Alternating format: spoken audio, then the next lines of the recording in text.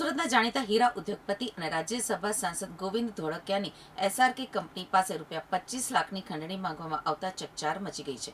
અજાણ્યા શખ્સે એસઆરકે કંપનીની યંગ જનરેશનના સભ્યોને જાનથી મારી નાખવાની ધમકી આપી ખંડણીની માંગ કરી હોવાનું સામે આવ્યું છે. આ ઘટનાને લઈને કંપનીના સિક્યુરિટી કર્મચારીએ કતારગામ પોલીસ સ્ટેશનમાં ફરિયાદ નોંધાવી હતી. ફરિયાદ મળતા જ પોલીસે ગુનો નોંધી તપાસ શરૂ કરી હતી. પોલીસે ટેકનિકલ સર્વેલન્સ અને કોલ લોકેશનના આધારે તપાસ હાથ ધરી હતી. ગણતરીના કલાકોમાં જ પોલીસે વિજય દેસાઈ નામના આરોપીને ઝડપી પાડ્યો હતો. પોલીસ તપાસમાં ચોંકાવનારો ખુલાસો થયો છે કે આરોપી અગાઉ એસઆરકે કંપનીમાં કર્મચારી તરીકે કામ કરી ચૂક્યો હતો.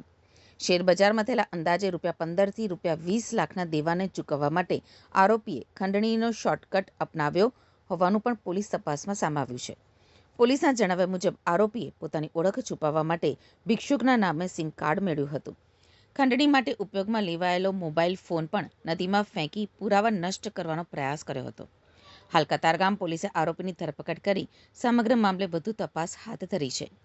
પોલીસે આરોપીએ અન્ય કોઈ વ્યક્તિની મદદ લીધી હતી કે કેમ અને સમગ્ર કાવતરું કેવી રીતે ઘડાયું હતું તે અંગે પણ તપાસ શરૂ કરી છે.